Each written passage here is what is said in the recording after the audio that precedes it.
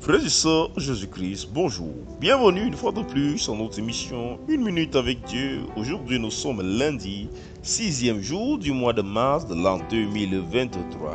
Grande est ma joie de partager encore ensemble avec vous en cette journée et nous bénissons le Dieu vivant, le Dieu d'amour, le Dieu de bonté, le Dieu de grâce, le Dieu de puissance, de magnificence, le Dieu d'Abraham, le Dieu d'Isaac, le Dieu de Jacob en Jésus-Christ, notre Seigneur et Sauveur. Je suis le serviteur Manel. Et en ce premier jour de semaine, mon bien-aimé, je voudrais que nous partagions encore ensemble sur cette chose la plus importante de notre vie, de notre existence. Il s'agit du salut. Car il est important, et je dis toujours, c'est la chose la plus importante, comme la Bible nous dit. Il ne sert à rien de gagner le monde si tu venais à perdre ton âme, parce que la chose la plus puissante, la chose la plus importante, la chose la plus riche, la chose avec la plus grande valeur que tu possèdes, c'est ton âme. Alors la question que nous nous posons, c'est quel est l'état de ton âme, à qui appartient ton âme? Car une chose est sûre, une chose est certaine, aussi vrai que nous sommes vivants, aussi vrai qu'un jour nous devons mourir, aussi vrai un jour nous allons quitter cette terre.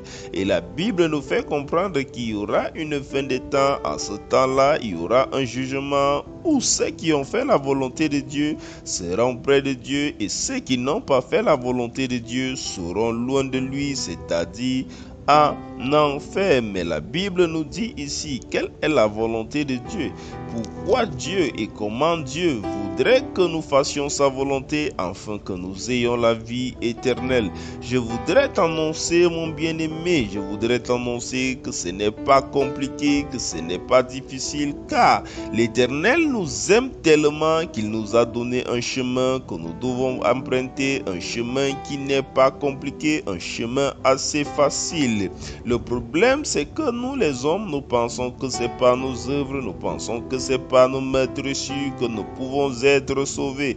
Mais la Bible nous dit autre chose. La Bible nous montre que Dieu nous a aimés au point où il a facilité la voie. Tout ce qu'on a à faire, c'est de croire et nous sommes sauvés. C'est pourquoi il dit dans le livre de Jean, le chapitre 3, à partir du verset 15 et 16, il dit « Afin que quiconque croit en lui ait la vie éternelle, car Dieu a tant aimé le monde qu'il a donné son Fils unique, afin que quiconque croit en lui ne périsse point, mais ait la vie éternelle. » Mon bien-aimé, aujourd'hui, je veux encore que tu le saches.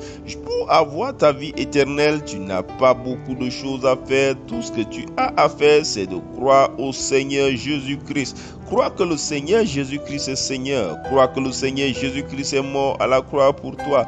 Crois que le Seigneur Jésus-Christ a payé le prix pour toi. Crois que le Seigneur Jésus-Christ est mort, ressuscité et qu'il intercède pour toi auprès de Dieu le Père. Et fais conformément à ce qui est écrit dans le livre de Romains, le chapitre 10.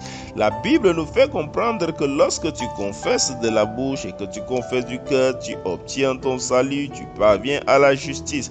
Alors je voudrais que tu fasses cette prière avec moi, que tu appelles l'Éternel dans ton cœur, que tu dises qu'il vienne et prenne contrôle, que tu le reconnaisses comme Seigneur et Sauveur. Et lorsque tu le fais avec un cœur sincère, tu reçois ton salut. Également, il le dit toujours, il n'y a rien de plus important rien qui dépasse le salut. Il n'y a rien de plus important que le salut. Il n'y a rien que tu peux offrir à ton frère, à ta soeur, à ton conjoint, à ton enfant, à ton ami qui dépasse le salut. Alors invite-les également à faire cette prière avec nous afin que l'Éternel vivant vienne habiter dans son cœur et que son âme soit sauvée. Comme d'habitude donc, prends une position d'humilité, prions ensemble afin de nous confier à Dieu, confier notre journée et nous l'inviter dans notre vie. Au nom de Jésus-Christ, nous sommes en prière. Dieu vivant, Dieu très haut, Dieu d'amour, Dieu de bonté, Dieu de puissance, Dieu de magnificence. Voici Père éternel, nous te rendons grâce, nous te bénissons, car tu es Dieu, tu es l'alpha, tu es l'oméga. Éternel vivant, nous reconnaissons que nous sommes pécheurs. C'est pourquoi en ce jour, d'une manière particulière, nous venons dans le nom de Jésus-Christ et nous nous confessons. Nous reconnaissons que le Seigneur Jésus-Christ est notre Seigneur et Sauveur. Nous reconnaissons qu'il est mort à la croix et ressuscité pour nos péchés. Nous reconnaissons qu'il est monté à la droite du Père où il intercède pour nous. Nous reconnaissons, Seigneur Jésus, que tu es notre Sauveur et Seigneur particulier. Et nous t'invitons, Père, à venir dans nos cœurs et prendre la place primordiale par ton Saint-Esprit. Afin que, Seigneur Dieu Tout-Puissant, nos âmes reposent entre tes mains. Entre tes mains, Seigneur, nous nous confions. Nous nous détachons, Père éternel, de toute autre puissance. Nous nous détachons de toute autre présence dans nos vies et nous nous remettons entièrement à toi. Nous te confessons en ce jour comme Seigneur et Sauveur dans le nom de Jésus-Christ. Merci éternel de prendre total contrôle. Merci Seigneur de prendre, Seigneur Dieu Tout-Puissant, notre vie entre tes mains. À toi soit toute gloire, à toi soit tout honneur.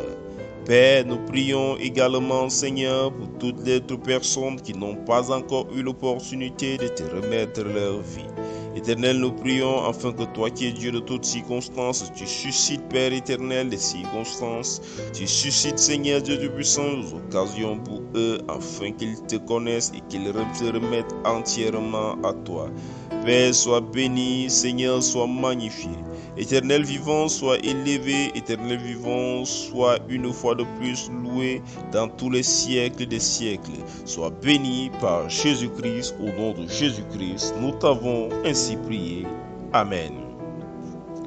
Nous sommes arrivés à la deuxième partie de notre émission. Il s'agit de celle de l'enseignement. Et comme vous le savez, nous sommes en train de partager ensemble sur le livre de Marc. Et aujourd'hui, nous continuons notre partage sur le livre de Marc. Et je voudrais encore préciser ceci. Il n'est pas possible pour nous de lire tous les chapitres tout entiers lorsque nous partageons sur un livre. Mais lorsque nous partageons sur un livre, nous partageons avec certains versets selon que nous inspire l'Esprit de Dieu.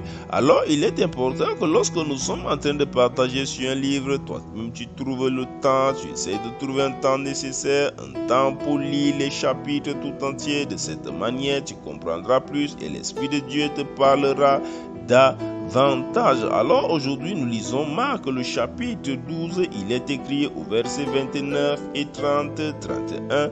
La Bible nous parle de quelque chose qui s'est passé à partir du verset 28 jusqu'au verset 31. La Bible nous dit qu'il y avait des pharisiens, il y avait des scribes qui étaient en train de discuter avec Jésus. Alors ils se sont rapprochés de lui et ils l'ont demandé, mais Seigneur, dis-nous quel est le plus grand commandement, quel est le commandement le plus grand aux yeux de Dieu. La Bible nous fait comprendre que le Seigneur Jésus-Christ les a répondu que tu aimeras ton Seigneur, ton Dieu de tout ton cœur, de toute ton âme, de toute ta pensée et de toutes tes forces. Et il va continuer en disant que voici celui qui est semblable, tu aimeras ton prochain comme toi-même. Il dit en plus, il n'y a pas d'autre commandement plus grand que cela. Il n'y a pas d'autre commandement plus grand que cela. Mon bien-aimé, aujourd'hui, je voudrais que nous partagions sur cet amour-là. Il faut que nous sachions que Dieu est amour et le premier sentiment de Dieu, c'est de l'amour. C'est de l'amour qu'il attend de toi.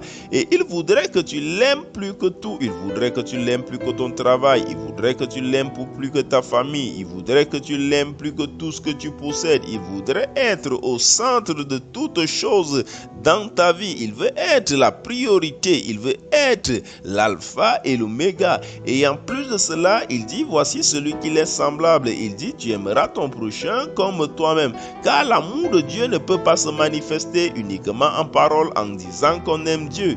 Mais l'amour de Dieu se manifeste autour de nous. Lorsque tu aimes Dieu, automatiquement, tu dois aimer ton prochain. Car tu ne peux pas dire que tu aimes Dieu en ayant la haine pour ton prochain, en détestant ton prochain. L'amour de Dieu se manifeste dans la façon dont nous vivons tout autour de nous. Est-ce que nous aimons Dieu? Si j'aime Dieu, alors automatiquement je commence à aimer mon frère, même celui qui me fait du mal, parce que l'amour de Dieu ne fait point acception de personne. Si j'aime Dieu, alors automatiquement je deviens une personne charitable, parce que je sais que par amour pour Dieu, je dois être une personne charitable. Si j'aime Dieu, alors automatiquement je dois être une personne qui attire la joie tout autour de moi, une personne qui ne garde pas rancune. Parce que lorsqu'on aime quelqu'un, on fait des choses pour plaire plaît à la personne. Et ce qui plaît à Dieu, c'est que nous nous comportons comme des personnes qui sont semblables à lui, comme des personnes qui ont le Saint-Esprit, comme des personnes qui ressemblent à Christ. Comme nous l'avons dit, être chrétien, c'est être comme le Christ. Nous allons continuer demain, s'il plaît à Dieu. Que Dieu te bénisse abondamment. Passe une bonne semaine, une bonne journée dans la présence de Jésus-Christ. Et une fois de plus, merci pour tous ceux qui prient pour nous. Que Dieu vous bénisse abondamment. Shalom, shalom, shalom.